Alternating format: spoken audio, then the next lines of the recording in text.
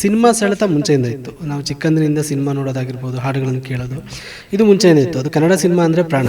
ಸಿಂಗಾರ ಸಿರಿಯೇ ಅಂಗಾಲಿನಲೆ ಬಂಗಾರ ನಾನು ನನ್ನಲ್ಲೇ ಸತ್ತು ಹುಟ್ಟುವೆನು ದಿನ ಅಂತ ಲಾಸ್ಟಲ್ಲಿ ಒಂದು ಬರುತ್ತೆ. ಆ ಲೈನ್ ನನಗೆ ತುಂಬ ಇಷ್ಟ.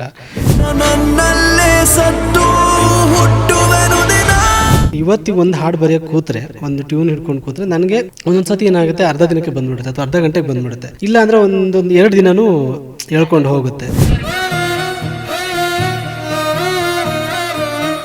ಸೊ ಒಂದು ಹಾಡು ನನಗೆ ಸಿಗಬೇಕು ಅಂದರೆ ಅದು ಬೇಕಿದ್ರೆ 100 ಜನ ಬೇಕಿದ್ರೆ ಹತ್ರ ಟ್ರೈ ಮಾಡಲಿ, ಅದು ಮತ್ತೆ ನನ್ನ ಹತ್ರನೇ ಬರುತ್ತೆ. ಅಥವಾ ನಾನು ಒಂದು ಹಾಡು ನಂದಲ್ಲ ಅದು ಅಂತಿದ್ರೆ ನಾನು 100 ವರ್ಷನೇ ಟ್ರೈ ಮಾಡಲಿ, ನನಗೆ ಸಿಗಲ್ಲ.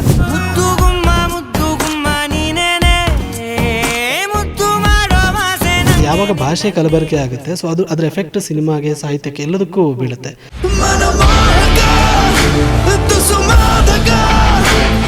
ಯಾವುದೇ ಒಂದು ಹಾಡಂದರೆ ಅದನ್ನು ನಾವು ಕೇಳಿದಾಗ ಪ್ರತಿ ಬಾರಿ ಅದರ ಲಿರಿಕ್ಸ್ ತುಂಬ ಚೆನ್ನಾಗಿದ್ದಾಗ ಅದನ್ನು ಮತ್ತೆ ಮತ್ತೆ ಹಾಡೋದು, ಆ ಹಾಡುಗಳನ್ನು ಮತ್ತೆ ಮತ್ತೆ ಕೇಳೋದು, ಅದರಲ್ಲೂ ಲಿರಿಕ್ಸ್ ಅನ್ನೋದು ಒಂದು ಹಾಡಿಗೆ ತುಂಬಾ ಇಂಪಾರ್ಟೆಂಟು. ಅದು ಕನೆಕ್ಟ್ ಆಯಿತು ಅಂತ ಅಂದರೆ ಸೂಪರ್ ಡ್ಯೂಪರ್ ಹಿಟ್. ಅಂದರೆ ಇಂಥವ್ರು ಬರೆದ್ರೆ ಅದರಲ್ಲಿ ಈಗ ಪ್ರಚಲಿತದಲ್ಲಿ ಪ್ರಮೋದ್ ಮರವಂತೆ ಅವರ ಹೆಸರು ತುಂಬ ಕೇಳಿಬರುತ್ತೆ. ಕಾಂತಾರದ ಸಿಂಗಾರ ಸಿರಿ ಆಗಿರ್ಬೋದು, ಕರಾವಳಿ ಸಿನಿಮಾದ 3 ಹಾಡುಗಳಾಗಿರ್ಬೋದು, ಅವ್ರು ಬರೆದಿರುವಂಥ ಸಾಕಷ್ಟು ಸಾಂಗ್ಗಳು ತುಂಬ ಜನರಿಗೆ ಅಚ್ಚುಮೆಚ್ಚು.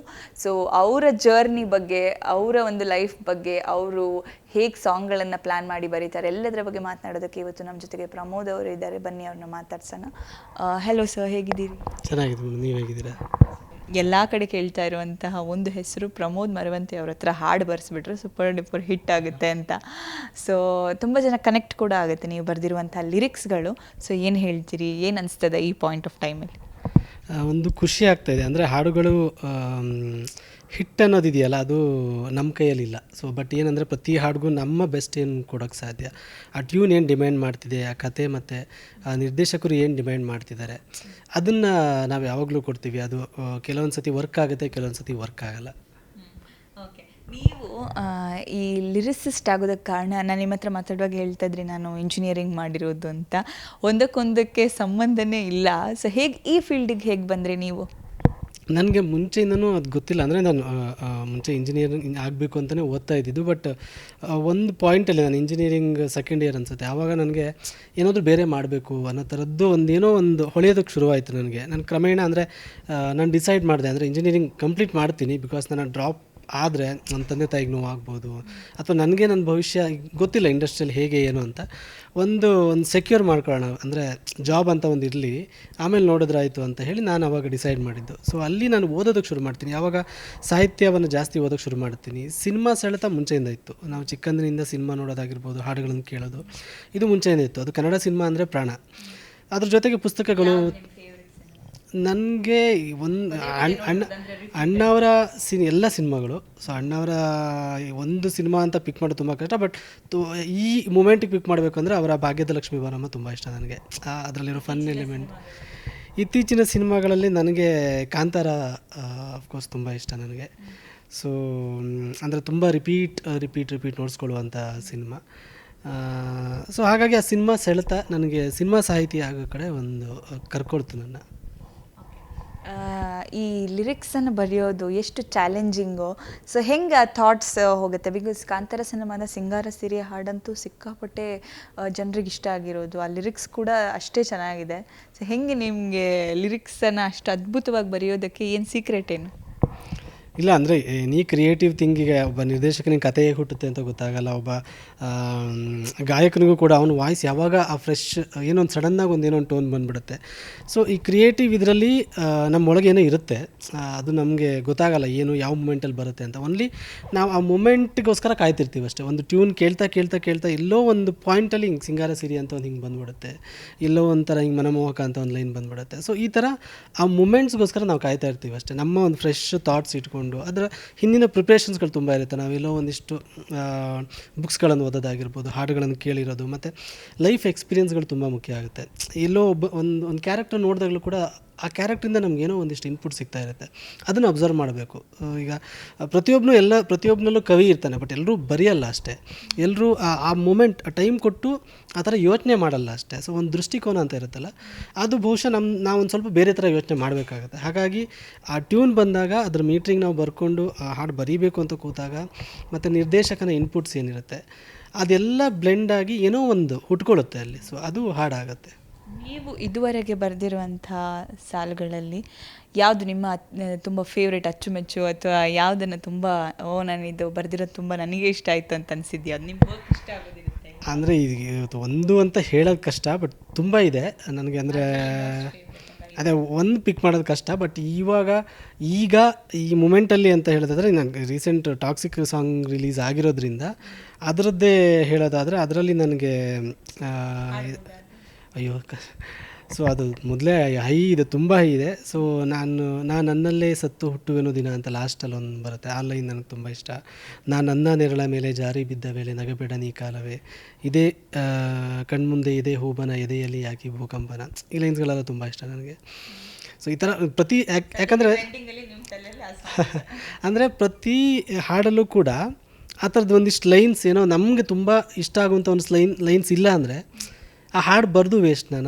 ನಾನು ಆ ಹಾಡಿಗೆ ಜಸ್ಟಿಫೈ ಮಾಡ್ತಿಲ್ಲ ಅಂತ ಅನಿಸ್ಬಿಡುತ್ತೆ ನನಗೆ. ಹಾಗಾಗಿ ಪ್ರತಿ ಹಾಡಲ್ಲೂ ಯಾವುದೋ ಒಂದು ಪಾಯಿಂಟ್ ಐದರ್ ಆ ಸಿನಿಮಾ ರಿಲೇಟೆಡಾಗಿ ಆ ಹಾಡೇನೋ ವರ್ಕ್ ಆಗ್ತಿರ್ಬೇಕು ಚೆನ್ನಾಗಿ, ಇಲ್ಲ ಅಂದರೆ ನನಗೆ ಅಥವಾ ಆಡಿಯನ್ಸಿಗೆ ಕೇಳಿದಾಗ ಏನೋ ವಾವ್ ಫ್ಯಾಕ್ಟ್ರ್ ಅಂತ ಅನಿಸ್ಬೇಕು. ಈಗ ನಾವು ಅವಾಗ ಲವ್ ಸೀಸನ್ ಸಾಂಗ್ ಬಗ್ಗೆ ಮಾತಾಡಿದ್ವಿ, ಮಳೆಯಾಗೋ ಮೊದಲೇ ಕೊಡೆ ಹಿಡಿದು ಬರುವೆ, ಅದೊಂದು ಎಮೋಷನ್ ಹೇಳುತ್ತೆ. ಒಬ್ಬ ಹುಡುಗಿಯನ್ನು ಎಷ್ಟು ಚೆನ್ನಾಗಿ ನೋಡ್ಕೋಬಹುದು ಅನ್ನೋ ಒಂದು ಎಮೋಷನ್ ಹೇಳುತ್ತೆ. ಸೊ ಆ ಥರದ್ದು ತುಂಬ ಇದಿದೆ. ಈಗ ಇನ್ನೂ ಬೇಕಾಗಿದೆ ಇಲ್ಲಿ ಭಾವಗಳ ಬೀಸಣಿಗೆ ಬೀಸೋ ಮಾಯವೇ ನೀನು, ಆಕಾಶದಲ್ಲಿ ನೀ ದೀಪವಾದ ಇರುಳಾಗಿ ನಾನು ನಿನಗಾಗಿ ಕಾದೆ, ಈ ಸಿಂಗಾರ ಸಿರಿಯಲ್ಲಿ ಮನದ ಮಗು ಹಠ ಮಾಡಿದೆ ಮಾಡುವ ಕೊಂಗಾಟವ, ಇನ್ನು ಮುದ್ದು ಗುಮ್ಮದಲ್ಲಿ ನಾ ಖಾಲಿ ಇರುವೆ ಕಾಯೋ ಕೆಲಸ ನೀಡು, ನೀ ನನ್ನ ಮನೆಯ ತುಳಸಿ ಗಿಡವ ಕಾಪಾಡು ಆಗಿರ್ಬೋದು, ಅಥವಾ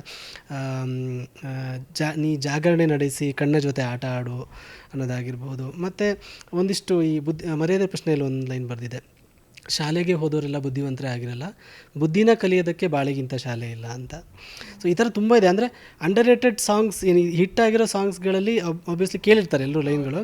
ಅಂಡರ್ ರೇಟೆಡ್ ಸಾಂಗ್ಸ್ಗಳಲ್ಲಿ ತುಂಬ ಇದೆ ಈ ಥರದ ಸಾಲುಗಳು, ಸಿಕ್ಕಾಪಟ್ಟೆ ಇದೆ. ನಾನು ಯಾವುದೋ ಒಂದು ಆಲ್ಬಮಲ್ಲಿ ಬರ್ತಿದ್ದೆ, ಅದು ಆ ಹಾಡು ಕೋವಿಡ್ ಟೈಮಲ್ಲಿ ರಿಲೀಸ್ ಆಗಿದ್ದು, ಕಣ್ಣ ಬಡಿತಗಳೇ ಸಣ್ಣ ಹಗಲಿರುಳು ಅಂತ. ಅಂದರೆ ಕಣ್ಣ ಬಡಿತಗಳಿದೆಯಲ್ಲ, ಒಂದು ಸತಿ ಮುದ್ದ ಕತ್ಲಾಗುತ್ತೆ, ಕಣ್ಣ ಬಡಿತಗಳೇ ಸಣ್ಣ ಹಗಲಿರುಳು ಅಂತ ಬರ್ತಿದ್ದೆ. ಸೊ ಈ ಥರ ಎಲ್ಲೋ ನಮಗೆ ಇಷ್ಟ ಆಗಿರೋ ಲೈನ್ಸ್ಗಳು ಇರುತ್ತೆ, ಬಟ್ ಕೆಲವೊಮ್ಮೆ ಅದು ರಿಜಿಸ್ಟರ್ ಆಗೋಲ್ಲ. ಸೊ ಪ್ರತಿ ಹಾಡಲ್ಲೂ ನನಗೆ ನನ್ನ ನೆಚ್ಚಿನ ಸಾಲುಗಳು ಇಲ್ಲ ಅಂದರೆ ನಾನು ಅದು ಬರೆದು ಇದು ಅಂತ. ಸೊ ಹಾಗಾಗಿ ಒಂದು ಹಾಡನ್ನು ನೀವು ಈಗ ನಿಮ್ಮ ಇನ್ಪುಟ್ಸ್ ತಗೊಳ್ತೀರಾ, ಈ ಸಿಚುವೇಶನಿಗೆ ಈ ಸಾಂಗ್ ಬೇಕು ಅಂತ, ಅಥವಾ ಅದನ್ನು ಬರೆಯೋದಕ್ಕೆ ಎಷ್ಟು ದಿನ ತಗೊಳ್ತೀರಿ? ಅಂದರೆ ಮಿನಿಮಮ್ ಟು ಮಿನಿಮಮ್ ಎಷ್ಟು ಡೇಸಲ್ಲಿ ಕಂಪ್ಲೀಟ್ ಆಗುತ್ತೆ? ಅದಂದರೆ ಟೈಮಿಂಗ್ಸ್ ಮೇಲೆ ಡಿಪೆಂಡ್ ಆಗುತ್ತೆ. ಅಂದರೆ ಈಗ ನಮಗೆ ಅವ್ರು ಎಷ್ಟು ಟೈಮ್ ಕೊಡ್ತಾರೆ. ಈಗ ನಮಗೀಗ ಒಂದು 3 ಡೇಸಲ್ಲಿ ಶೂಟ್ ಹಾಕ್ಕೊಂಡಿದ್ದೀವಿ ನಾವು, ಮಿನಿಮಮ್ ನಮ್ಗೆ ಒಂಚೂರು ಮಾರ್ಜಿನ್ ಇರುತ್ತೆ. ಯಾಕಂದರೆ ಒಂದು ಸಾಂಗ್ ಶೂಟ್ಗೆ ಹೋಗಬೇಕಾದ್ರೂ ಕೂಡ ಟ್ರ್ಯಾಕ್ ರೆಕಾರ್ಡಿಂಗ್ ಆಗಬೇಕು, ಅದಾದಮೇಲೆ ಕೊರಿಯೋಗ್ರಾಫರ್ಗೆ ಹೋಗಬೇಕು, ಅವ್ರು ಶೂಟಿಂಗ್ ಪ್ಲ್ಯಾನ್ ಮಾಡಬೇಕು, ಲೊಕೇಶನ್ ನೋಡಬೇಕು, ಈ ಥರದ್ದೆಲ್ಲ ಇರೋದ್ರಿಂದ ಒಂದು ಮಾರ್ಜಿನ್ ಇರುತ್ತೆ ನಮಗೆ ಯಾವುದೊಂದು 2-3 ಡೇಸ್ ಮಾರ್ಜಿನ್ ಅಂತೂ ಇದ್ದೇ ಇರುತ್ತೆ. ಹಾಗಾಗಿ ಈಗ ನಾನು ಇವತ್ತಿಗೆ ಒಂದು ಹಾಡು ಬರೆಯೋಕ್ಕೆ ಕೂತ್ರೆ, ಒಂದು ಟ್ಯೂನ್ ಹಿಡ್ಕೊಂಡು ಕೂತ್ರೆ, ನನಗೆ ಒಂದೊಂದು ಸತಿ ಏನಾಗುತ್ತೆ ಅರ್ಧ ದಿನಕ್ಕೆ ಬಂದುಬಿಡುತ್ತೆ ಅಥವಾ ಅರ್ಧ ಗಂಟೆಗೆ ಬಂದುಬಿಡುತ್ತೆ, ಇಲ್ಲ ಅಂದರೆ 2 ದಿನವೂ ಹೇಳ್ಕೊಂಡು ಹೋಗುತ್ತೆ. ಸೊ ಇಟ್ ಡಿಪೆಂಡ್ಸ್ ಆನ್ ಅಂದರೆ ಎಷ್ಟು ಟೈಮ್ ಇದೆ ಅನ್ನೋದು. ಇಲ್ಲಾಂದರೆ ನಾನೇನು ಮಾಡ್ತೀನಿ, ನನಗೆ ಟೈಮ್ ಇಲ್ಲ ನಾಳೆನೇ ಕೊಡಬೇಕು ಅಥವಾ ಇವತ್ತು ಸಂಜೆ ಒಳಗಡೆ ಕೊಡಬೇಕು ಅಂದರೆ ನಾನು ಪುಷ್ ಮಾಡ್ತೀನಿ. ಸೊ ಈ ಹಾಫ್ ಡೇಲಿ ಅದೇನೆ ಹೆಂಗಾದ್ರೂ ಹೋಗಿ ಬರಬೇಕು ಅಂತ ಸ್ವಲ್ಪ ಬ್ರೇಕ್ ತೊಗೊಂಡು ಒಂದು 10 ನಿಮಿಷ ನಿದ್ದೆ ಮಾಡಿ, ಸ್ವಲ್ಪ ಆಚೆ ಹೋಗಿ ಬಂದು ಸ್ವಲ್ಪ ಫೋನ್ ನೋಡಿ, ಈ ಥರ ಒಂದಿಷ್ಟು ಮೈಂಡ್ ಡೈವರ್ಟ್ ಮಾಡಿ ಪುಷ್ ಮಾಡ್ತೀನಿ. ಇಲ್ಲ ನನಗೆ ಒಂದು ವಾರ ಟೈಮ್ ಇದೆ ಅಂದರೆ ಓಕೆ ಇವತ್ತು ವರ್ಕ್ ಆಗ್ತಿಲ್ಲ ಅಂತೇಳಿ ಡ್ರಾಪ್ ಮಾಡಿ ಬೇರೆ ಸಾಂಗಿಗೆ ಹೋಗ್ಬಿಡ್ತೀನಿ. ಸೊ ಈ ಥರ. ಬಟ್ ಒಂದು ಐಡಿಯಲಿ ಒಂದು ಸಾಂಗ್ ಬರೆಯೋಕ್ಕೆ ನನ್ನ ಪ್ರಕಾರ ಯಾವ ಲಿರಿಸಿಸ್ಟ್ಗಾದರೂ ಒಂದು ಮ್ಯಾಕ್ಸಿಮಮ್ ಕೂತು ಕರೆಕ್ಟಾಗಿ ಎಲ್ಲ ಸೆಟ್ ಆಗಿದೆ, ಒಂದು ಆ್ಯಂಬಿಯನ್ಸ್ ಇದೆ, ಅವ್ನಿಗೆ ಮೂಡಿದೆ ಅಂದರೆ ಮ್ಯಾಕ್ಸಿಮಮ್ 2 hours ಅಂತೂ ಸಾಕು. ಅಂದರೆ ಕರೆಕ್ಟಾಗಿ ಮೀಟ್ರ್ ಬರ್ಕೊಂಡು ಎಲ್ಲ ಡಿಸ್ಕಷನ್ ಮಾಡಿ ಕರೆಕ್ಷನ್ಸ್ ಡೈರೆಕ್ಟರ್ ಎಲ್ಲ ಕೂತಿದ್ರೆ 1 ಇಂದ 2 hours ಅಂತೂ ಸಾಕು. ಸೊ ತುಂಬ ಸ್ಪೀಡಾಗಿ ಬರೆಯೋರು ಇದ್ದಾರೆ, ಬಟ್ ಆ ಸ್ಪೀಡಾಗಿ ಬರೆದಾಗ ಇಮಿಡಿಯೇಟ್ಲಿ ಅಲ್ಲೇ ಡೈರೆಕ್ಟ್ರ್ ಇದ್ದು ಓಕೆ ಮಾಡಿ ಆ ಥರನೂ ಪ್ರೊಸೀಜರ್ ಆಗಬೇಕದು. ಸಿನಿಮಾ ಇಂಡಸ್ಟ್ರಿ ಬಗ್ಗೆ ಸಾಕಷ್ಟು ಜನರಿಗೆ ಅಷ್ಟೊಂದು ಮಾಹಿತಿ ಕೂಡ ಇರೋದಿಲ್ಲ. ನೀವು ಲಿರಿಸಿಸ್ಟ್ ಆದ ಜರ್ನಿ ಹೇಗೆ, ಒಂದು ಶಾರ್ಟಾಗಿ ಹೇಳೋದಾದರೆ ಹೆಂಗೆ ಎಲ್ಲ ಇಂಜಿನಿಯರಿಂಗ್ ಬಿಟ್ಟಿದ್ದಕ್ಕೆ ಹೆಂಗೆ ಬಂದ್ರಿ ಅಂತ? ಸೊ ನಾನು ಇಂಜಿನಿಯರಿಂಗ್ ಮಾಡಿ ಆಮೇಲೆ ಬೆಂಗಳೂರು ಬಂದು ಬೆಂಗಳೂರಲ್ಲಿ ಜಾಬ್ ಒಂದಿನ ಜಾಬ್ ಹುಡ್ಕೋದು, ಒಂದಿನ ಸಿನಿಮಾ ಇಂಡಸ್ಟ್ರಿಯಲ್ಲಿ ಕೆಲಸ ಹುಡ್ಕೋದು, ಈ ಥರ ಮಾಡ್ತಿದ್ದೆ. ಅಂದರೆ ಮೈಂಡಲ್ಲಿ 2 ಓಡ್ತಿತ್ತು ಅಂತ ನನಗೆ, ನಾನು ಸಿನಿಮಾ ಇಂಡಸ್ಟ್ರಿಯಲ್ಲಿ ಹೋಗಬೇಕು ಅಂತ. ನಮ್ಮ ತಂದೆ ತಾಯಿಗೆಲ್ಲ ಆಬ್ವಿಯಸ್ಲಿ ಇದ್ದೇ ಇರುತ್ತಲ್ಲ, ಇಷ್ಟು ವರ್ಷ ಓದಿದ್ದಾನೆ, ಇಷ್ಟೆಲ್ಲ ಓದಿದ್ದಾನೆ, ಮಾರ್ಕ್ಸ್ ಎಲ್ಲ ಚೆನ್ನಾಗಿದೆ, ಸ್ಟ್ರೈಟ್ ಅವೇ ನೀವು ಕಾಲೇಜಿಂದ ಅಂದರೆ SSLC ಚೆನ್ನಾಗಿತ್ತು. SSLC SSLC ನನ್ನ CBSE 94% ನಂದು. ಆಮೇಲೆ PUCಯಲ್ಲಿ 85% CBSEಯಲ್ಲಿ. So CET PCMB, even CET ranking 11,000. So ಇದು ಯಾವ ಇಂಟ್ರೋಲು ಹೇಳಿಲ್ಲ, ಇವತ್ತೇ ಹೇಳ್ತಿರೋದು. ಸೊ ಈ ಥರ ಎಲ್ಲ ಇದ್ದಾಗ ಈವನ್ ಅವ್ರಿಗೆಲ್ಲ ಅಂದರೆ ಮಗ ಚೆನ್ನಾಗಿ ಓದ್ತಿದ್ದಾನೆ ಅಂದಾಗ ಏನೋ ಒಂದು ಜಾಬಲ್ಲಿ ಚೆನ್ನಾಗಿ ಒಳ್ಳೆ ಜಾಬಲ್ಲಿ ಹೋಗ್ತಾನೆ, ಈ ಥರ ಎಲ್ಲ ಇರುತ್ತಲ್ವ. ಸೊ ನಾನೇನು ಮಾಡಿದೆ, ಅವ್ರಿಗೆ ಯಾವತ್ತೂ ನೋವಾಗಬಾರ್ದು. ಹಾಗಾಗಿ ನಾನು ಜಾಬ್ಗೆ ಹೋಗೋಣ ಅಂತ ಒಂದಿನ ಅನಿಸೋದು, ಒಂದಿನ ಓಕೆ ಜಾಬ್ಗೆ ಹೋಗ್ತೀನೋ ಓಕೆ, ಬಟ್ ನನಗೋಸ್ಕರ ನನ್ನ ಆ್ಯಂಬಿಷನ್ ಇರೋದೇ ಬೇರೆ ಅಲ್ವ, ನನ್ನ ಪ್ಯಾಷನ್ನೇ ಬೇರೆ ಇದೆ ಅಂತ ಹೇಳ್ಬಿಟ್ಟು ಇದು ಹುಡ್ಕೋಕ್ಕೆ ಹೋಗ್ತಿದ್ದೆ. ಸೊ ಈ ಥರ ಮಾಡಿ ಒಂದು 8 ತಿಂಗಳು ನಾನು ಅದಾದಮೇಲೆ ನಾನು ರವಿ ಬಸ್ರೂರ್ ಅವ್ರ ಜೊತೆ ನಾನು ರೈಟ್ರಾಗಿ ಸೇರ್ಕೋತೀನಿ. ಅಲ್ಲಿ ಸೇರ್ಕೊಂಡು ಅಲ್ಲೊಂದು 6 ಮಂತ್ಸ್ ಹಾಂ, ಈಗ ಇಲ್ಲಿ ಒಂದು 6 ಮಂತ್ಸ್ ಕೆಲಸ ಮಾಡ್ತೀನಿ. ಇಲ್ಲಿ ರವಿ ಬಸ್ರ ಜೊತೆ ಸೇರ್ಕೋತೀನಿ ನಾನು ಫಸ್ಟು.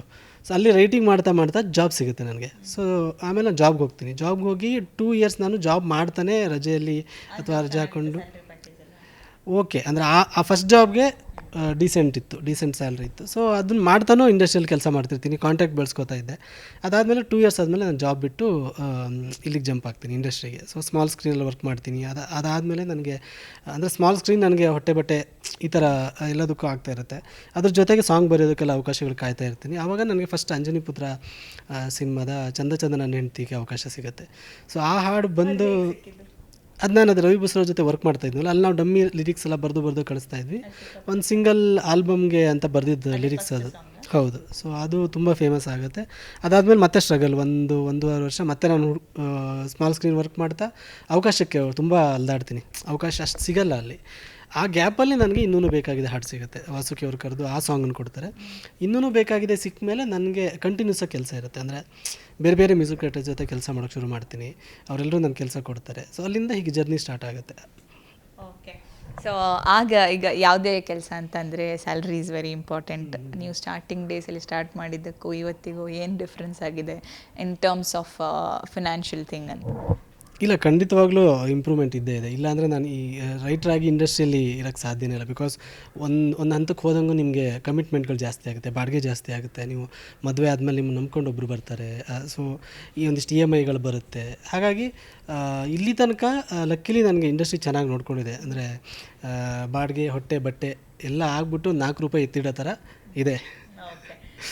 ಒಂದು ಅಂದಾಜು ಒಂದು ಸಾಂಗಿಗೆ ಎಷ್ಟು ಅಂದರೆ ರೆಮ್ಯುನರೇಷನ್ ಇರುತ್ತೆ ಏನು ಅಂತ? ಅದು ಹೇಳಲ್ಲ, ಅದು ಯಾರೂ ಹೇಳಲ್ಲ. ಬಟ್ ಅದೇ ನಾನು ಹೇಳೋದಲ್ಲ, ಅಂದರೆ ಸಂತೃಪ್ತಿ ಅಂತೂ ಇದೆ. ಬಟ್ ಏನಂದರೆ ರೈಟರ್ಸ್ ಇದರಲ್ಲಿ ಸ್ವಲ್ಪ ನೆಗೋಷಿಯೇಷನ್ ಜಾಸ್ತಿ ಇದೆ, ಅದೊಂದಿದೆ. ನಾವು ಬಾರ್ಗೇನಿಂಗ್, ನಾವೀಗ 2 ರೂಪಾಯಿ ಅಂದರೆ ಅದು 1 ರೂಪಾಯಿಗೆ ಬರೋ ಚಾನ್ಸಸ್ ತುಂಬ ಇರುತ್ತೆ. ಅದು ಬಿಟ್ಟರೆ ಓಕೆ. ಅಂದರೆ ನನಗೆ ಲಕ್ಕಿಲಿ ತುಂಬ ಒಂದು 80% ಎಲ್ಲ ಜೆನ್ಯೂನಾಗಿ ಪೇಮೆಂಟ್ ಕೊಟ್ಟವ್ರೆ ಅಂಥವರೇ ಸಿಕ್ಕಿದ್ದಾರೆ. ಒಳ್ಳೊಳ್ಳೆ ವ್ಯಕ್ತಿಗಳ ಜೊತೆ ಕೆಲಸ ಮಾಡಿದ್ದೀನಿ. ಇನ್ನೊಂದು 10-20% ಇದ್ದೇ ಇದೆ. ಯಾಕಂದರೆ ತುಂಬ ಜನಕ್ಕೆ 20% ಜೆನ್ಯೂನ್ ಪೀಪಲ್ ಸಿಗ್ತಾರೆ, 80% ಪಾಪ ಅವರಿಗೆ ಪೇಮೆಂಟ್ ವಿಚಾರದಲ್ಲೆಲ್ಲ ಮೋಸ ಆಗಿರುತ್ತೆ. ಬಟ್ ನನಗೆ ಜೆನ್ಯೂನ್ಲಿ ಒಂದು 80% ನನಗೆ ಒಳ್ಳೆ ವ್ಯಕ್ತಿಗಳ ಜೊತೆ ವರ್ಕ್ ಮಾಡಿದ್ದೀನಿ, ಪ್ರೊಫೆಷ್ನಲ್ ಪ್ರೊಡ್ಯೂಸರ್ಸ್ ಜೊತೆ, ಡೈರೆಕ್ಟರ್ ಜೊತೆ. ಹಾಗಾಗಿ ಜರ್ನಿ ನಡೀತಾ ಇದೆ. ಅನುಭವ ಮತ್ತು ಎಕ್ಸ್ಪೀರಿಯನ್ಸ್ ನಿಮ್ಮದಲ್ಲಿ ಯಾವ ರೀತಿ ನಡೆಯುತ್ತೆ? ಸೊ ಈಗ ಸಾಂಗ್ ಅಂತ ಹೇಳಿದ್ರೆ ಸಿಕ್ಕಾಪಟ್ಟೆ ಎಲ್ಲ ಇದರಲ್ಲೂ ಕಾಂಪಿಟೇಷನ್ ಕೂಡ ಇರುತ್ತೆ. ಹೆಂಗೆ ನೀವು ಅದನ್ನು ಯಾವ ರೀತಿ ನೋಡ್ತೀರಿ? ಬಿಕಾಸ್ ಬೇರೆ ಲಿರಿಸಿಸ್ಟ್ಗಳ ಹತ್ರ ಹೋಗೋದು ಅಥವಾ ಈ ಸಾಂಗ್ ಮತ್ತೊಬ್ರಿಗೆ ಶಿಫ್ಟ್ ಆಗೋದು ಇದೆಲ್ಲ ನಡೀತಾ ಇರುತ್ತೆ. ಸೊ ಈ ಒಂದು ಪಾಲಿಟಿಕ್ಸ್ ಅಂತ ಅಂದರೆ ಈ ಒಂದು ವಿಚಾರನ ನೀವು ಹೆಂಗೆ ತಗೊಳ್ತೀರಿ? ಆ ಥರ ಆಗಿದ್ದಿದೆಯಾ? ಹೇಗೆ? ಸೊ ನಾನೇನು ನಂಬ್ತೀನಿ ಅಂದರೆ ಎಲ್ಲ ಹಾಡಿನ ಮೇಲೆ, ಈಗ ನಮ್ಮದು ಇದರಲ್ಲಿದೆ ಪ್ರತಿಯೊಂದು ಅಕ್ಕಿ ಮೇಲೂ ಅದನ್ನು ತಿನ್ನೋರು ಹೆಸರು ಬರೆದಿರುತ್ತೆ ಅಂತ. ಸೊ ಪ್ರತಿಯೊಂದು ಹಾಡಲ್ಲೂ ಕೂಡ, ಪ್ರತಿಯೊಂದು ಸಿನಿಮಾದಲ್ಲಿ ಇವರೇ ಮ್ಯೂಸಿಕ್ ಮಾಡಬೇಕು ಅಂತ ಹೇಗಿರುತ್ತೋ, ಪ್ರತಿಯೊಂದು ಹಾಡಲ್ಲೂ ಕೂಡ ಅದನ್ನೇ ಇವರೇ ಬರೀಬೇಕು, ಇವರೇ ಹಾಡಬೇಕು ಅನ್ನೋದು ಜಾತಕ ಇದೆ ಅಂತ ನಾನು ನಂಬ್ತಿದ್ದೀನಿ ಅದನ್ನ. ಸೊ ಒಂದು ಹಾಡು ನನಗೆ ಸಿಗಬೇಕು ಅಂದರೆ ಅದು ಬೇಕಿದ್ರೆ 100 ಜನ ಬೇಕಿದ್ರೆ ಹತ್ರ ಟ್ರೈ ಮಾಡಲಿ, ಅದು ಮತ್ತು ನನ್ನ ಹತ್ರನೇ ಬರುತ್ತೆ. ಅಥವಾ ನಾನು ಒಂದು ಹಾಡು ನಂದಲ್ಲ ಅದು ಅಂತಿದ್ರೆ ನಾನು 100 ವರ್ಷನೇ ಟ್ರೈ ಮಾಡಲಿ, ಅದು ನನಗೆ ಸಿಗಲ್ಲ. ಅದು ಆಮೇಲೆ ನಾಳೆ ಹೋಗಿ ಬೇರೆ ಯಾರಿಗೂ ಸಿಗುತ್ತೆ. ಅದನ್ನು ನಾನು ತುಂಬ ಸ್ಟ್ರಾಂಗಾಗಿ ನಂಬ್ತೀನಿ. ಬಟ್ ಏನಂದರೆ ಒಂದು ಸಾಂಗ್ ಅಂತ ಬಂದಾಗ ಪ್ರತಿಯೊಬ್ಬರಿಗೂ ಇರುತ್ತೆ ಅದು ತುಂಬ ಚೆನ್ನಾಗಿ ಬರೀಬೇಕು ಅಂತ. ಕಾಂಪಿಟೇಷನ್ ಅನ್ನೋದು ನಿಜವಾಗ್ಲೂ ಇದೆ, ಬಟ್ ಹೆಲ್ದಿ ಕಾಂಪಿಟೇಷನ್ ಅಂತ ಇದ್ದಿರುತ್ತೆ. ಯಾರು ಚೆನ್ನಾಗಿ ಬರೀತೀವಿ, ಈ ಕಾಂಪಿಟೇಷನೇ ಇಲ್ಲ ಅಂದರೆ, ಒಂದು ಜಾಗದಲ್ಲಿ ಒಂದು ಹೋಟ್ಲಿದೆ, ಅಲ್ಲಿ ಯಾರೂ ಕಾಂಪಿಟೇಷನೇ ಇಲ್ಲ, ಒಂದು 10 ಕಿಲೋಮೀಟರ್ಸ್ ಸರೌಂಡಿಂಗಲ್ಲಿ ಒಂದು ಹೋಟ್ಲೇ ಇಲ್ಲ ಅಂದಾಗ ಈ ಹೋಟ್ಲಿನವ್ರಿಗೆ ಒಂದು ಸ್ವಲ್ಪ ಏನೇ ಇದ್ರೂ ಇಲ್ಲಿಗೆ ಬರ್ತಾರೆ ಬಿಡು ಅಂತ ಸ್ವಲ್ಪ ಕೆಲಸದ ಮಾಡೋದ್ರಿಂದ ಎಲ್ರಿಗೂ ಒಂದು ನಿರ್ಲಕ್ಷ್ಯತೆ ಶುರುವಾಗುತ್ತೆ. ಅದೇ ಪಕ್ಕದಲ್ಲೇ ಒಂದು ಹೋಟ್ಲಿದ್ರೆ ಅವ್ರಿಗಿಂತ ಚೆನ್ನಾಗಿ ಮಾಡಬೇಕು, ನಮ್ಮ ಕಸ್ಟಮರ್ಸ್ ನಮಗೆ ಬರಬೇಕು ಅನ್ನೋದು. ಸೊ ಅದು ಯಾವಾಗಲೂ ಕಾಂಪಿಟೇಷನ್ ಯಾವಾಗಿರುತ್ತೆ ಅವಾಗ ಕ್ವಾಲಿಟಿ ಇದ್ದೇ ಇರುತ್ತೆ. ಅಗೇನ್ ನಾನು ಕಾಂಪಿಟೇಷನ್ ಅನ್ನೋದಕ್ಕಿಂತನೂ ನಾನು ಒಂದು ಟೀಮ್ ವರ್ಕ್ ಥರ ಅದನ್ನು ಇದು ಮಾಡ್ತೀನಿ. ಅಂದರೆ ಈಗಿನ ಜನ್ರೇಷನ್ ಏನಂದರೆ ನಮ್ಮ ಜನ್ರೇಷನ್ಗಿಂತ ಹಿಂದಿನ ಜನ್ರೇಷನ್ ಅವರು ತುಂಬ ಒಳ್ಳೊಳ್ಳೆ ಸಾಂಗ್ಸ್ಗಳನ್ನು ಬರ್ಕೊಂಬಂದು ನಮಗೆ ಆ ಕನ್ನಡದ ಸಿನಿ ಸಾಹಿತ್ಯದ ತೇರನ್ನು ಅಂದರೆ ಅಲ್ಲಿಗೆ ಬರ್ತೀನಿ. ಸೊ ಆ ಜನ್ರೇಷನ್ ಎಲ್ಲರೂ ಒಳ್ಳೊಳ್ಳೆ ಸಾಹಿತ್ಯವನ್ನು ಬರ್ಕೊಂಬಂದು ನಮಗೆ ಕೊಟ್ಟಿದ್ದಾರೆ. ಸೊ ನಾವೀಗ ಚಾಲ್ತಿಯಲ್ಲಿ ಇದ್ದೀವಿ. ಹಾಗಾಗಿ ಸೊ ಆ ಜನ್ರೇಷನ್ ನಮಗೆ ಇಂಥ ಒಳ್ಳೆ ಸಾಹಿತ್ಯವನ್ನು ಕೊಟ್ಟಾಗ ಈಗ ನಾವು ಪ್ರಸ್ತುತ ಇರೋರು ನಮ್ಮ ಬರಹಗಾರ ಸಹೋದ್ಯೋಗಿಗಳೇನಿದ್ದಾರೆ ಎಲ್ಲರೂ ಸೇರಿಬಿಟ್ಟು ಆ ಒಂದು ಕನ್ನಡದ ಘನತೆ ಏನಿದೆ, ಸಿನಿ ಸಾಹಿತ್ಯದ ಘನತೆ ಏನಿದೆ ಅದನ್ನು ಉಳಿಸ್ಕೊಂಡು ಹೋಗುವಂಥ ನಮ್ಮ ಮೇಲೆ ಜವಾಬ್ದಾರಿ ಇದೆ. ಹಾಗಾಗಿ ಅದೊಂದು ಟೀಮ್ ವರ್ಕ್ ಥರ. ಯಾರೋ ಒಬ್ರು ಚೆನ್ನಾಗಿ ಬರೆದ್ರೆ ನಾನು ಅವ್ರಿಗೆ ಮೆಸೇಜ್ ಮಾಡಿ ಕಂಗ್ರ್ಯಾಚುಲೇಟ್ ಮಾಡ್ತೀನಿ, ಚೆನ್ನಾಗಿ ಬರ್ದಿದ್ದೀರಾ ಅಂತ. ಸೊ ಅಂದರೆ ಖುಷಿ ಆಗುತ್ತೆ. ಓಕೆ, ಈಗ ತುಂಬ ಕಂಪ್ಲೇಂಟ್ಸ್ ಇರುತ್ತೆ ಗೊತ್ತಾ, ಈಗಿನ ಸಿನಿಮಾಗಳ ಹಾಡುಗಳಲ್ಲಿ ಸಾಹಿತ್ಯ ಚೆನ್ನಾಗಿರಲ್ಲ. ನಿಜವಾಗ್ಲೂ ತಪ್ಪು. ಅಂದರೆ ಈಗಲೂ ಕೂಡ ಒಂದು ಲವ್ ಪ್ರೇಮಗೀತೆ ನಾವು ಬರೆದ್ರೆ ಅದರಲ್ಲೂ ನಾವು ಇಂಗ್ಲೀಷ್ ಪದ ಹಾಕಲ್ಲ, ಕನ್ನಡದ ಕೋರ್ ಕನ್ನಡ ಪದಗಳನ್ನೇ ಹಾಕ್ತೀವಿ. ಇಂಗ್ಲೀಷ್ ಪದಗಳನ್ನ ಯಾವಾಗ ಯೂಸ್ ಮಾಡ್ತೀವಿ, ಯಾವುದೋ ಒಂದು ಪೆಪ್ಪಿ ನಂಬರ್ ಇದ್ದರೆ, ಆಡು ಭಾಷೆಯ ಒಂದು ಪದ ಯಾವುದೋ ಒಂದು ಇದ್ದರೆ ಮಾತ್ರ ಇಂಗ್ಲೀಷ್ ಪದಗಳು ಅದು ತುಂಬ ಬಳಕೆಯಲ್ಲಿರುವಂಥ ಪದಗಳನ್ನು ಹಾಕೋದಕ್ಕೆ ಟ್ರೈ ಮಾಡ್ತೀವಿ. ಅದರ್ವೈಸ್ ನಿಮಗೆ ಕನ್ನಡ ಸಿನಿ ಸಾಹಿತ್ಯ ಏನಿದೆ ಅದು ಯಾವಾಗಲೂ ನಾವು ಮಾತಾಡ್ತೀವಲ್ವ, ನಾವೇನು ಮಾತಾಡ್ತೀವಿ ಅದರ ರಿಫ್ಲೆಕ್ಷನ್ ಅದು. ಈಗ ನಾವೇ ಮಾತಾಡಬೇಕಾದ್ರೆ ಎಷ್ಟು ಇಂಗ್ಲೀಷ್ ಪದಗಳನ್ನು ಬಳಸ್ತೀವಿ. ಸೊ ನಮ್ಮ ಭಾಷೆಯಲ್ಲಿ ಎಷ್ಟು ಇಂಗ್ಲೀಷ್ ಪದಗಳನ್ನು ಬಳಸ್ತಾ ಹೋಗ್ತೀವಿ, ಸಿನಿ ಸಾಹಿತ್ಯದಲ್ಲೂ ಕೂಡ ಅದು ರಿಫ್ಲೆಕ್ಟ್ ಆಗ್ತಾ ಹೋಗುತ್ತೆ. ಇಲ್ಲಾಂದರೆ ನಿಮಗೆ ನೀವು ಸಂಪೂರ್ಣವಾಗಿ ಎಲ್ಲರೂ ಅಚ್ಚ ಕನ್ನಡದಲ್ಲೇ ಮಾತಾಡೋಕ್ಕೆ ಶುರು ಮಾಡಿದ್ರೆ ನಾನು ಯಾಕೆ ಇಂಗ್ಲೀಷ್ ಪದ ಹಾಡಿನಲ್ಲಿ ಹಾಕೋಕ್ಕೆ ಟ್ರೈ ಮಾಡ್ತೀನಿ. ಸೊ ಈ ಥರ ಯಾವಾಗ ಭಾಷೆ ಕಲಬೆರಕೆ ಆಗುತ್ತೆ, ಸೊ ಅದರ ಎಫೆಕ್ಟ್ ಸಿನಿಮಾಗೆ, ಸಾಹಿತ್ಯಕ್ಕೆ ಎಲ್ಲದಕ್ಕೂ ಬೀಳುತ್ತೆ. ಸೊ ನಾವು ಯಾವಾಗಲೂ ಕಾಂಪಿಟೇಷನ್ ಅನ್ನೋದು ನಮ್ಮ ಜೊತೆ ನಮಗೆ ಕಾಂಪಿಟೇಷನು. ಸೊ ಒಳ್ಳೆ ಸಾಂಗ್ ಬರೀಬೇಕು, ಲೈನ್ಸ್ ಚೆನ್ನಾಗಿರಬೇಕು, ಮತ್ತು ಮುಂದಿನ ಜನ್ರೇಷನ್ಗೆ ನಾವೆಲ್ಲರೂ ಇನ್ಸ್ಪೈರ್ ಆಗಬೇಕು. ಇವ್ರು ಚೆನ್ನಾಗಿ ಬರೆದಿದ್ದಾರೆ, ನಾವು ಬರೆಯೋಣ. ಯಾಕಂದರೆ ಈಗಿನ ಜನ್ರೇಷನ್ಗೆ ನಾವು ಕನ್ನಡವನ್ನು ಪಾಸ್ ಮಾಡೋಕ್ಕಿರುವಂಥ ತುಂಬ ಸುಲಭವಾದ ಒಂದು ಮಾಧ್ಯಮ ಅಂದರೆ ಸಿನಿಮಾ ಮತ್ತು ಸಿನಿಮಾ ಸಾಹಿತ್ಯ. ಯಾಕಂದರೆ ಯಾರು ಸಾಹಿತ್ಯ ಓದ್ತಾ ಇಲ್ಲ. ಹಾಗಾಗಿ ಅದು ದೊಡ್ಡ ಜವಾಬ್ದಾರಿ ಇರುತ್ತೆ ನಮಗೆ. ನಿಮ್ಮ ಫೇಮಸ್ ಸಾಂಗ್ಗಳಲ್ಲಿ ಸಿಂಗಾರ ಸಿರಿಯ ಅಂತೂ ಸಿಕ್ಕಾಪಟ್ಟೆ ಎಲ್ರಿಗೂ ಚಿರಪರಿಚಿತ. ಈ ಕಾಂತಾರ ಟೀಮ್ ಆಗಿರ್ಬೋದು, ಪುನಃ ಕರಾವಳಿ ಟೀಮ್ ಆಗಿರ್ಬೋದು, ಸಾಕಷ್ಟು ಮಂಗಳೂರು ಟೀಮ್ ಜೊತೆನೇ ನೀವು ಕೆಲಸ ಮಾಡಿದ್ದೀರಿ ಅಂತ ಅನಿಸುತ್ತೆ. ಸೊ ಹೇಗೆ ಪರಿಚಯ ಆಗಿದ್ದು, ಏನು ನೀವು ಕೂಡ ಮೂಲತಃ ಕುಂದಾಪುರದವ್ರು ಅಂತ ಹೇಳ್ತಿದ್ರಿ, ಸೊ ಹೇಗೆ ಅಂತ?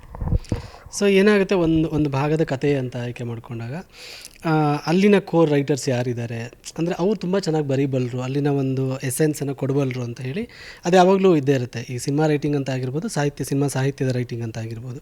ಅದೇ ಕಾರಣಕ್ಕೆ ರಿಷಬ್ ಸರ್ ನನಗೆ ಕರೆದಿದ್ದು ಆ ಸಿನಿಮಾಗೆ. ಸೊ ಕರಾವಳಿ ಅಂತ ಬಂದಾಗ ಅದು ಹಾಗೆ. ಆಮೇಲೆ ಮತ್ತು ಕರಾವಳಿ ಇದಾಗಿರೋದ್ರಿಂದ ಮತ್ತು ಎಲ್ಲರೂ ಕರಾವಳಿಯ ಡೈರೆಕ್ಟರ್ ಆಗಿರ್ಬೋದು, ಸಂಗೀತ ನಿರ್ದೇಶಕ ಸಚಿನ್ ಆಗಿರ್ಬೋದು, ಇವರೆಲ್ಲರೂ ನಮಗೆ ಪರಿಚಯದವರೆ. ಸೊ ಹಾಗಾಗಿ ಅದು ನಮಗೆ ಮತ್ತೆ ಅಲ್ಲಿನ 4 ಹಾಡುಗಳನ್ನು ಬರೆಯುವಂಥ ಒಂದು ಅವಕಾಶ ಸಿಕ್ತು.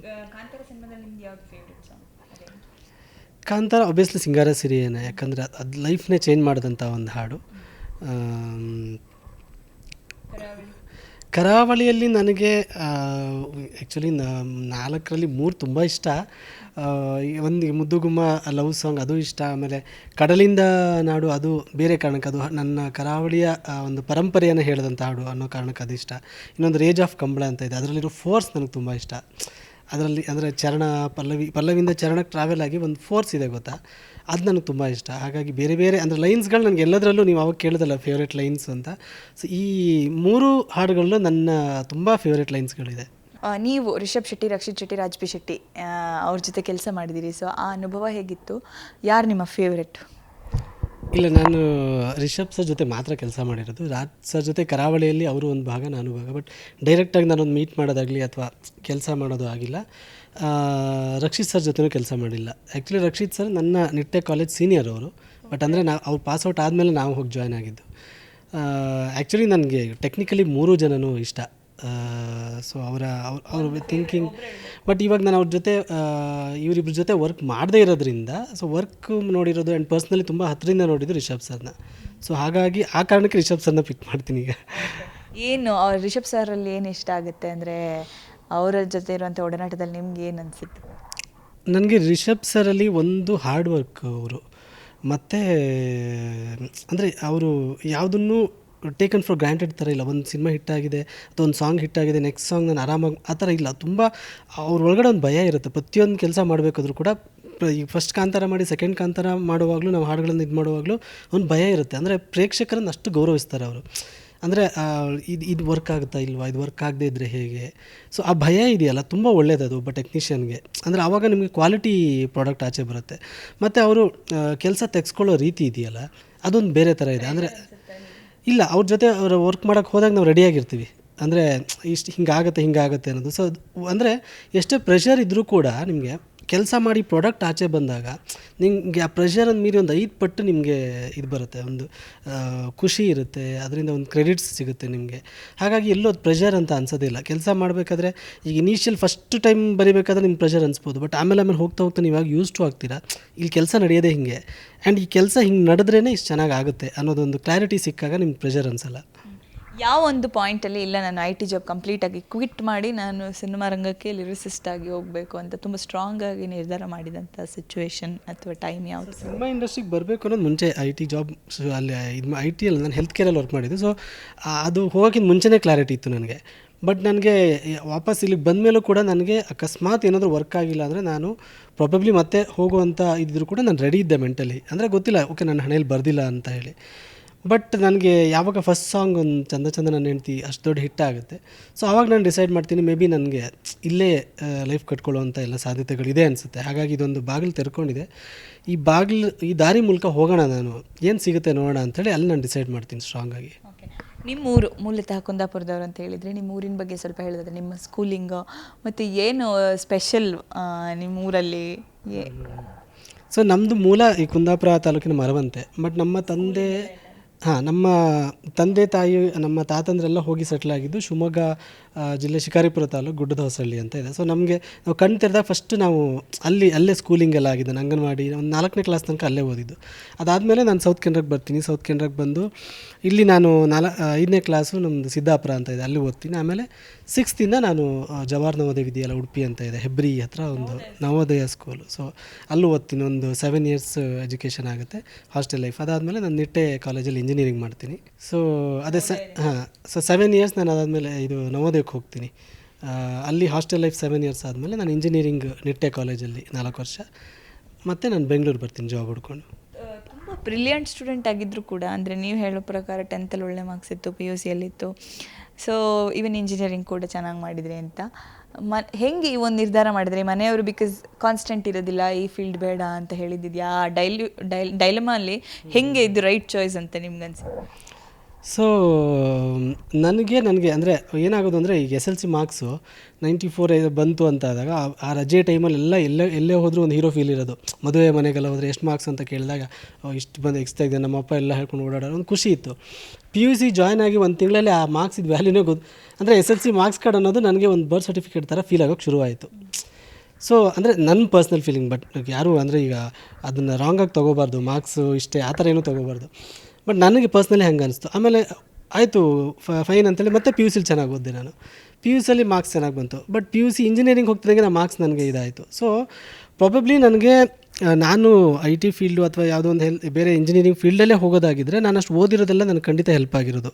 ಆ್ಯಂಡ್ ಓದೋದು ಯಾವಾಗಲೂ ನಮಗೆ ನಾನು ಹೇಳ್ಬೋದು ಇವಾಗ ನಾನು ಇದರಲ್ಲಿ ಸಾಹಿತ್ಯದಲ್ಲಿದ್ದೀನಿ, ಸಿನಿಮಾದಲ್ಲಿದ್ದೀನಿ, ನಾನು ಓದಿರೋದು ವೇಸ್ಟ್ ಆಗಿದೆ ಅಂತ. ಖಂಡಿತ ವೇಸ್ಟ್ ಆಗಿಲ್ಲ. ನನಗೆ one R the other way ನನಗೆ ಎಜುಕೇಷನ್ ಕಾನ್ಫಿಡೆನ್ಸ್ ಕೊಡ್ತಾನೇ ಇದೆ. ಸೊ ಅಲ್ಲಿ ಒಂದಿಷ್ಟು ಎಕ್ಸ್ಪೀರಿಯನ್ಸ್ಗಳು ಯಾವುದೋ ಒಂದು ಹಾಡಲ್ಲಿ ನನಗೆ ಹಾಕ್ತಾಯಿದ್ದೀನಿ. ನಾನು ಒಂದು ಕಾಲೇಜ್ ಸಾಂಗ್ ಬಂದಾಗ ನನಗೆ ಅದು ಹೆಲ್ಪ್ ಆಗ್ತಾಯಿದೆ. ಯಾವುದೋ ಒಂದು ಫಿಲಾಸಫಿಗಳು ಹೇಳುವಾಗ ನಾನೆಲ್ಲೋ ಓದಿರೋದು ನೆನಪಾಗ್ತಾಯಿದೆ. ಸೊ ಈ ಥರ ನಮಗೆ ಅದೊಂದು ಇತ್ತು ನನಗೆ. ಅಂದರೆ ನಮ್ಮ ಮನೆಯಲ್ಲಿ ತುಂಬ ಅಂದರೆ ನನಗೆ ಯಾವಾಗ ಇಂಜಿನಿಯರಿಂಗ್ ಬಿಟ್ಟು ನಾನು ಸಾಹಿತ್ಯ ಕ್ಷೇತ್ರಕ್ಕೆ ಬರ್ತೀನಿ, ಸಿನಿಮಾಗೆ ಬರ್ತೀನಿ ಅಂತ ಗೊತ್ತಾಯಿತು ಅವ್ರಿಗೆ, ಒಂದು ಸ್ವಲ್ಪ ಗೊಂದಲ ಇತ್ತು ಅವ್ರಿಗೆ. ಅಂದರೆ ನನ್ನ ಎದುರುಗಡೆ ಹೇಳಿಲ್ಲ, ಬಟ್ ಅದನ್ನು ಜಾಬ್ ಮಾಡ್ಬೋದಾ ನೋಡು ಅಂತೆಲ್ಲ ಹೇಳೋರು. ಅಂದರೆ ಅವ್ರಿಗೊಂದು ಇರುತ್ತಲ್ವ, ಒಂದು ಇನ್ಸೆಕ್ಯೂರ್ ಫೀಲಿಂಗ್ ಇರುತ್ತಲ್ಲ. ಬಟ್ ಯಾವಾಗ ಫಸ್ಟ್ ಹಾಡು ರಿಲೀಸ್ ಆಯಿತು, ತುಂಬ ದೊಡ್ಡ ಹಿಟ್ ಆಯಿತು. ಬಟ್ ನನಗೆ ಸ್ಟ್ರಗಲ್ ಅದಾದಮೇಲೂ ಕೂಡ ಇತ್ತು. ಬಟ್ ಅವ್ರ ಮಟ್ಟಿಗೆ ಏನಂದರೆ ಓಕೆ ಇವನೇನೋ ಮಾಡ್ತಾನೆ ಅನ್ನೋ ಥರ. ಸೊ ಅಲ್ಲಿಂದ ಅವ್ರೇನೂ ಕೇಳಲಿಲ್ಲ. ಕುಂದಾಪುರದಲ್ಲಿ ನಿಮಗಿರುವ ಇಷ್ಟ ಆಗಿರುವಂಥ ಜಾಗಗಳು ಏನು ಫೇಮಸ್ ನಿಮ್ಮೂರಲ್ಲಿ? ಊಟ ತಿಂಡಿ ಏನು? ಕುಂದಾಪುರದಲ್ಲಿ ಅದು ಸ್ಪೆಷಲಿ ನಮ್ಮ ಮರವಂತೆಯಲ್ಲಿ ತುಂಬ ಫೇಮಸ್ ಅಂದರೆ ಬೀಚು. ಸೊ ಮರವಂತೆ ಒಂದು ಕಡೆ ಸಮುದ್ರ ಇದೆ, ಇನ್ನೊಂದು ಕಡೆ ನದಿ ಇದೆ, ಅಲ್ಲಿ ಒಂದು ದೇವಸ್ಥಾನ ಇದೆ.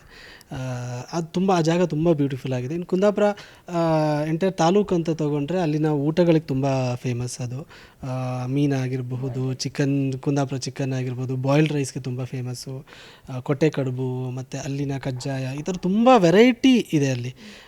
ತುಂಬ ವಿಭಿನ್ನವಾಗಿದೆ ಅದು. ಆಮೇಲೆ ನಮ್ಮ ಕಲಾ ಪ್ರಕಾರಗಳು ಅಂದರೆ ಯಕ್ಷಗಾನ ಆಗಿರ್ಬೋದು, ದೈವಾರಾಧನೆ ಆಗಿರ್ಬೋದು, ಕಂಬಳ ಆಗಿರ್ಬೋದು. ಸೊ ಈ ಥರ ತುಂಬ ವಿಚಾರಗಳಿದೆ. ಅಂದರೆ ಕ್ರಿಕೆಟ್ ಅಂದರೆ ತುಂಬ ಇಷ್ಟ ಅಲ್ಲಿ ಜನರಿಗೆ.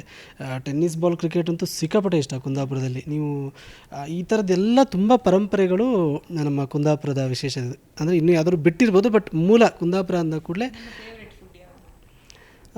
ಫೇವ್ರೆಟ್ ಫುಡ್ ಅಂದರೆ ನನಗೆ ಅಫ್ಕೋರ್ಸ್ ಫಿಶ್ ಕರಿ ಈ ಥರದ್ದೇ ಇಷ್ಟ ನನಗೆ. ನಾನ್ ವೆಜ್ಜಲ್ಲಿ ಫಿಶ್ ಫ್ರೈ ಆಗಿರ್ಬೋದು, ಫಿಶ್ಶು, ಬಾಯ್ಲ್ಡ್ ರೈಸು ಈ ಥರದ್ದು ತುಂಬ ಇಷ್ಟ. ಕರಾವಳಿಯಲ್ಲಿ ಯಾವಾಗಲೂ ಎಲ್ಲರೂ ಹೇಳಿದೆ, ಕರಾವಳಿಯವರೊಂದು ಮಂಗಳೂರಿನವರೊಂದು ಗ್ಯಾಂಗ್ ಕಟ್ಕೊಂಡು ಸಿನಿಮಾ ಮಾಡ್ತಾರೆ, ಮಂಗಳೂರಿನವರು ಬೇರೆಯವ್ರನ್ನ ಹಾಕ್ಕೊಳ್ಳೋದಿಲ್ಲ ಅಂತ. ಇದು ಎಷ್ಟು ನಿಜ ಅಂತ ಅನಿಸುತ್ತೆ ನಿಮಗೆ? ಇಲ್ಲ, ಆ ಥರ ಏನಿಲ್ಲ. ಈಗ ರಿಷಬ್ ಸರ್ ಟೀಮಲ್ಲಿ ಅರ್ಧ ಜನ ಬೇರೆ ಇದ್ರವರೇ ಇದ್ದಾರೆ, ನಮ್ಗೆ ಅದು ಕಾಣಿಸೋದು ಹಂಗಷ್ಟೇ. ರಕ್ಷಿತ್ ಸರ್ ಟೀಮಲ್ಲೂ ಇದ್ದಾರೆ, ತುಂಬ ಜನ ಬೆಂಗಳೂರವರು ಇದ್ದಾರೆ. ಅದು ಒಂದು ಸತಿ ಹಿಂಗೆ ಮೇಲ್ನೋಟಕ್ಕೆ ಹಿಂಗೆ ಕಂಡಾಗ ಹಂಗೆ ಅನಿಸುತ್ತೆ. ಮತ್ತು ನಮಗೇನಾಗುತ್ತೆ, ನಾವೊಂದು ಬೆಂಗಳೂರಿಗೆ ಬಂದಾಗ ಬೇರೆ ಕಡೆಯಿಂದ ಅಲ್ಲಿ ಒಬ್ವಿಯಸ್ಲಿ ನಮ್ಮೂರವರೇ ಜಾಸ್ತಿ ಪರಿಚಯ ಆಗೋಕ್ಕೆ ಶುರುವಾಗ್ತಾರೆ. ಆ್ಯಂಡ್ ಅದು ನಾವೇ ಕಟ್ಕೋಬೇಕು ಅಂದೇ ಇಲ್ದರೂ ಕೂಡ ಒಂದಿಷ್ಟು ಜನ ಬಂದು ನಮ್ಮ ಜೊತೆ ಸೇರ್ಕೊಂಡ್ಬಿಡ್ತಾರೆ. ಈಗ ಉತ್ತರ ಕರ್ನಾಟಕ ಅವ್ರು ಬಂದಾಗ ಅವರ ಸ್ನೇಹ ವಲಯದಲ್ಲೇ ಒಂದಿಷ್ಟು ಅವ್ರದ್ದೊಂದು ಇದಾಗ್ಬಿಡುತ್ತೆ. ಆ್ಯಂಡ್ ಡೆಫಿನೆಟ್ಲಿ ತಪ್ಪು ಅಂತ ಹೇಳಲ್ಲ, ಯಾಕಂದರೆ ಅಂದರೆ ಯಾರಿಗೂ ಎಂಟ್ರಿ ಇಲ್ಲ ಅಂತ ಹೇಳಿದ್ರೆ ತಪ್ಪು. ಬಟ್ ಆ ಥರ ಏನಿಲ್ಲ, ಎಲ್ಲ ಟೀಮ್ಗಳು ಓಪನ್ ಆಗಿ, ಈಗ ಉತ್ತರ ಕರ್ನಾಟಕ ಸಿನಿಮಾ ಟೀಮಲ್ಲೂ ಕರಾವಳಿಯವರು ಇರ್ತಾರೆ, ನಮ್ಮ ಟೀಮಲ್ಲೂ ಕರಾವಳಿ ಟೀಮಲ್ಲೂ ಕೂಡ ಬೇರೆ ಉತ್ತರ ಕರ್ನಾಟಕದವರು ಕೆಲಸ ಮಾಡಿದ್ದಾರೆ. ಹಾಗಾಗಿ ಅದೇನು ಇದಿಲ್ಲ, ಗ್ಯಾಂಗ್ ಅಂತ ಏನಿಲ್ಲ, ಒಂದು ಟೀಮ್ ಅಷ್ಟೇ ಅದು. ಕೊನೆಯದಾಗಿ ನಿಮ್ಮನ್ನು ಇವತ್ತಿಗೂ ಕೂಡ ತುಂಬ ಇಷ್ಟಪಡುವಂಥ ಜನರಿಗೆ ನಿಮ್ಮ ಸಾಂಗ್ ಆದ ನಂತರ ಯಾರು ಬರೆದಿರೋದು ಇದು, ಯಾರು ಇದರ ಹಿಂದೆ ಇದ್ದಾರೆ ಅಂತ ಹುಡುಕ್ತಾರೆ, ಸರ್ಚ್ ಮಾಡ್ತಾರೆ, ಪ್ರಮೋದ್ ಮರವಂತೆ ಅವರಂತೆ ಅಂತೆಲ್ಲ ಹೇಳ್ತಾರೆ, ನಿಮ್ಗೇನು ಅನ್ಸುತ್ತೆ? ನಿಜವಾಗ್ಲೂ ಅಂದರೆ ತುಂಬ ಖುಷಿ ಆಗುತ್ತೆ. ಅಂದರೆ ಇತ್ತೀಚಿನ ದಿನಗಳಲ್ಲಿ ಬರಹಗಾರರಿಗೂ ಕೂಡ ಈ ರೀತಿ ಸಂದರ್ಶನಗಳಾಗ್ತಾ ಇದೆ, ಅವ್ರ ಬಗ್ಗೆ ಮಾತಾಡ್ತಾ ಇದ್ದಾರೆ ಅಂದರೆ ಸ್ಟೇಜ್ಗಳಲ್ಲಿ. ಆ್ಯಂಡ್ ಅವರಿಗೊಂದು ಪ್ರಾಮುಖ್ಯತೆ ಸಿಗ್ತಾ ಇದೆ ಅನ್ನೋದಿದೆಯಲ್ಲ, ಅದು ತುಂಬ ಖುಷಿ ಕೊಡುವಂಥ ವಿಚಾರ. ಸೊ ಈ ರೀತಿ ಎಲ್ಲ ಬರಹಗಾರರಿಗೂ ಸಿಗಬೇಕು. ಅಂದರೆ ಚಿತ್ರ ಸಾಹಿತಿಗಳಿಗೆ, ಸಾಹಿತ್ಯ ರಚನಾಕಾರರಿಗಿರಬೇಕು, ಸಂಭಾಷಣೆಗಾರರಿಗೆ ಸಿಗಬೇಕು, ಕಥೆಗಾರರಿಗೆ ಹೆಚ್ಚು ಸಿಗಬೇಕು. ಯಾಕಂದರೆ ಕಥೆಗಾರರು ತುಂಬ ಜನ ಇದ್ದಾರೆ, ಅವರಿಗೆಲ್ಲ ಒಂದು ಬೆಳಕು ಸಿಗಬೇಕು, ಅವರಿಗೆ ತಕ್ಕ ಒಂದು ವರಮಾನ ಸಿಗಬೇಕು, ಅವರಿಗೆ ಸಂಭಾವನೆ ಕರೆಕ್ಟಾಗಿ ಸಿಗಬೇಕು.